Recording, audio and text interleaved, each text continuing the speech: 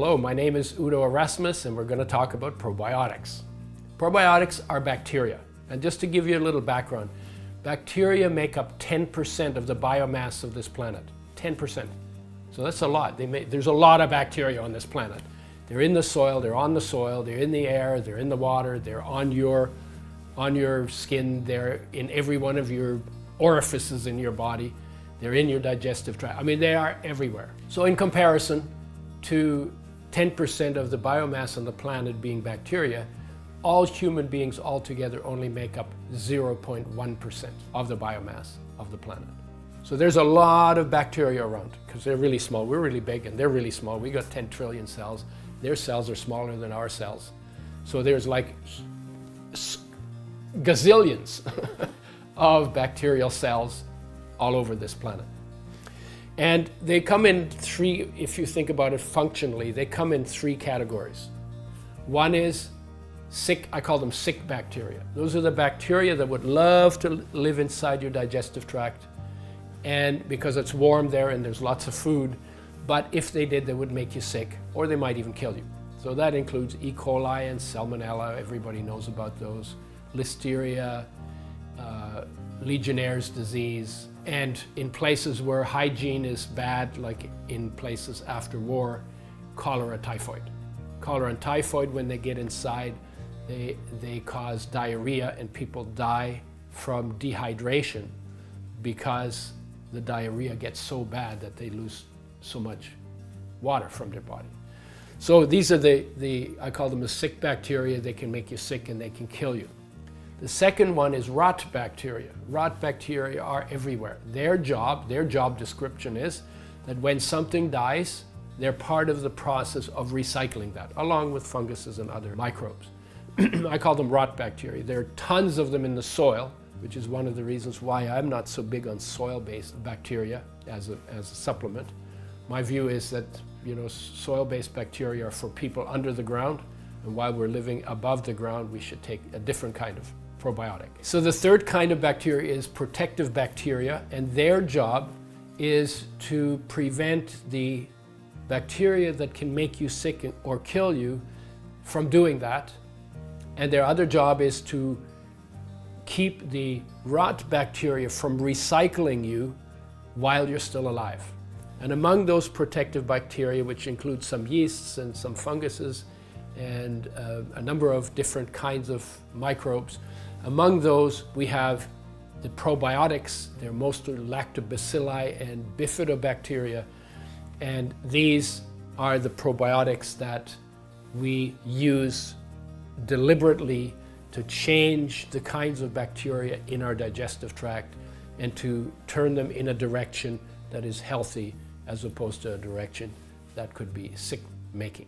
So where do probiotics come from? They're found in specific places. They're not nearly as widespread as the rot bacteria or the sick bacteria that you find in soil, in water, in the air, everywhere, on your clothes, everywhere. They're found in specific places. They're in this fermenting layer on top of the soil where leaves and other plant material turns back into soil. And plants will pick them up as they push through the ground. They will strip back the soil bacteria, which stay in the soil, and they will pick up probiotics. And those probiotics will cover the plant, and they're part of the plant's health basis. They also are found in breast ducts, they're found in the birth canal, they're found in other body openings, in your nose and in your eyes and in your belly button, and along with about 1,000 other different kind of bacteria, they're usually found in a healthy digestive tract. Now, it's interesting that bacteria make up about a kilogram, 2 pounds, maybe a little more than 2 pounds of weight in your digestive tract. So way less weight than you have. But in those 2 pounds of microbes have a lot of genes that we don't have in the human body. We have 23,000 genes in our body. They have 2.3 million, so they have 100 times as many genes, and they're different genes. And those genes, some of them make beneficial molecules that some of which are absorbed that will affect the body. some of them make toxic molecules that when they're absorbed are detrimental to our body. So what kind of bacteria we carry in our digestive tract is actually really important. And the research shows that when you are on a plant-based diet, the microbes in your digestive tract, they call it the microbiome, your microbiome is different than if you're on a meat-based diet. And they're quite different. And the meat-based diet gets you more toxic molecules made by certain kinds of bacteria. And the plant-based diet gets you more beneficial bacteria. And it's one of the reasons why the research these days is very clear that if you want to have the longest life and the healthiest life, it will be based on a largely plant-based diet, plus vitamin B12 or plus animal product once every 3 months or once every month, but not every day. And if you change from a plant-based diet to an animal-based diet, your microbiome changes within 2 weeks. And if you change from an animal-based diet to a plant-based diet, it changes again in a more beneficial direction within 2 weeks. So it doesn't take very long to change it. And then the other way that, of course, that you can change it is by deliberately taking supplements of probiotics, because that then influences what your total microbiome is going to look like. So the question to ask is, why should we take probiotics? And the answer is very simple. When you cook foods, you kill the probiotics that are on raw foods, and if you kill them, you should replace them. But pasteurization also kills probiotics, and so do antibiotics. Antibiotics kill bad bacteria, but they kill the good guys too. And the way you take probiotics, they come in capsules, and the way most people take them is they put a capsule in their mouth and they swallow it. That gets us benefits from the stomach down, but it doesn't get us benefits from the stomach up. Now, why is that important?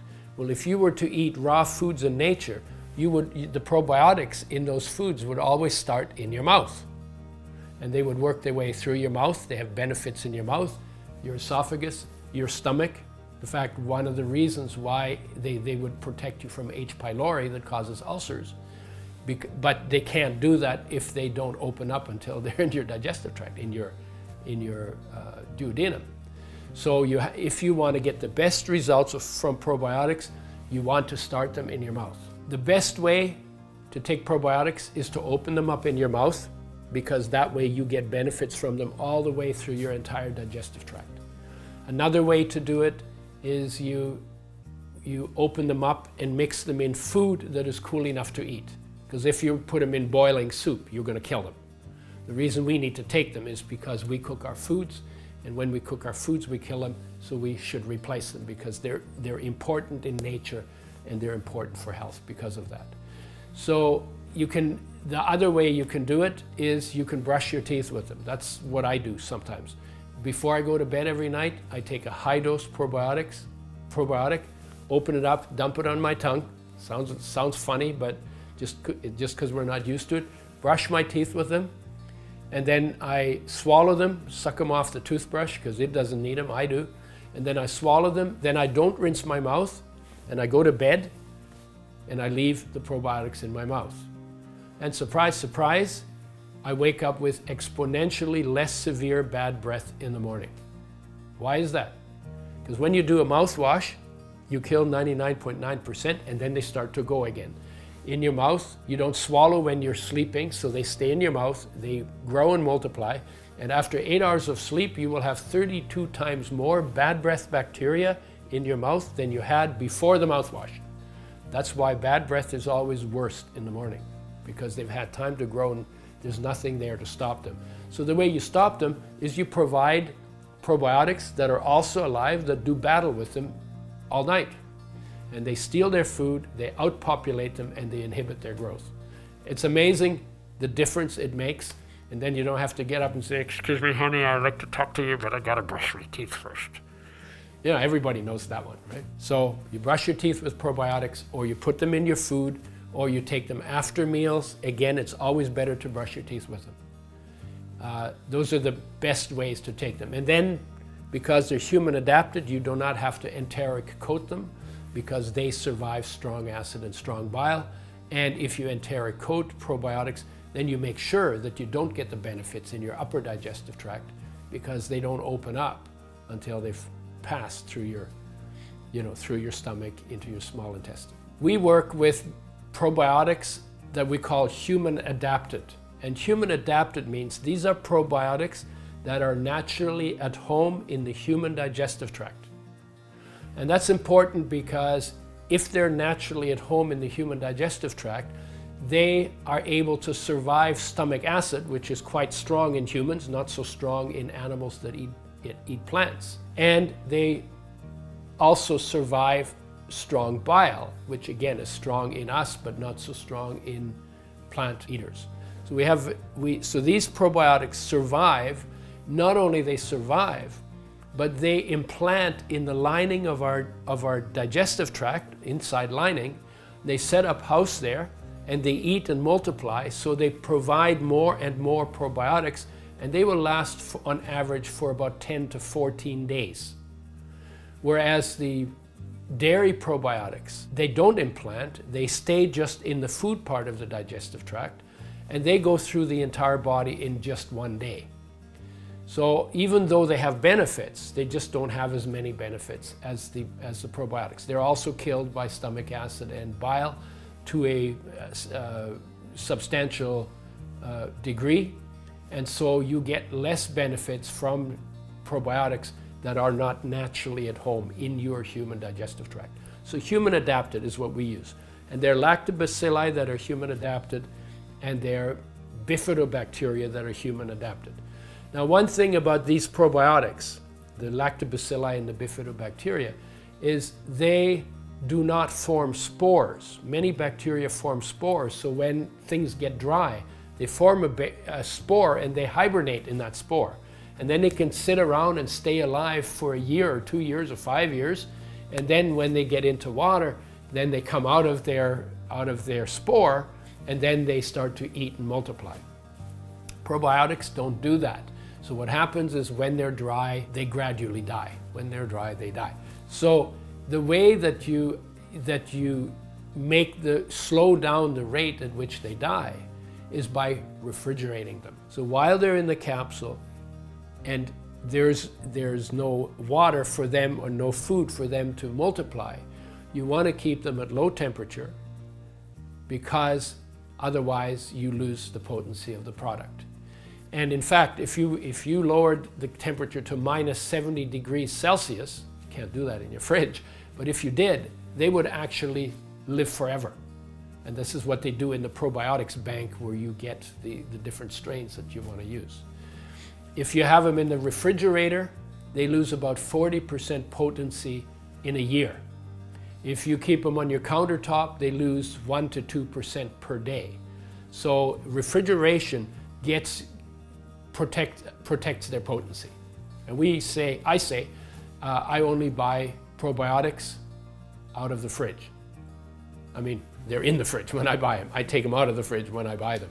And at home, I keep them in the refrigerator, simply because I get better potency. When I travel, I take them along. I know they're not refrigerated. I know I may lose 2% per day. So I take a very high dose one with me. And I'm never on the road 50 days without refrigeration. So I know that I'm getting what I can, but I also know that I'm losing 2% per day. And that's okay if you're starting with lots. Of the two probiotics we work with, lactobacilli and bifidobacteria, bifidobacteria are the more sensitive one. They're harder to grow. They have more health benefits actually, but they're harder to grow and they're more expensive. So sometimes people will only use a little bit so they can put it on the label. And you want to be sure that people tell you how much of each probiotic is in their product so you can see for yourself what you're actually getting. The probiotics that we work with, we have 7. 4 of them are age specific and 3 of them are condition specific. And the question is, well, why age specific probiotics? There are a couple reasons. One is that the kinds of probiotics that get you the best results change over your life cycle. And the number of probiotics that you need for best results increases as you age. And so we developed an infant's probiotic that's in powder, because infants don't swallow capsules. And you either give it, you can put it in milk, you can put it on your nipples if you're breastfeeding, you can put it in whatever food you feed your child, your infant.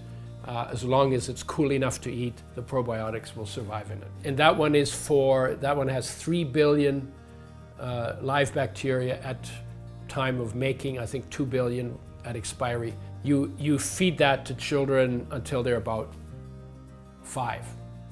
And there's a particular probiotic in it, in the infant blend, that is never found in healthy human beings after 5 years old. So there's no point in putting that into the other blends. It'd be like a waste of time. If it's not supposed to be there by nature, then why put it in?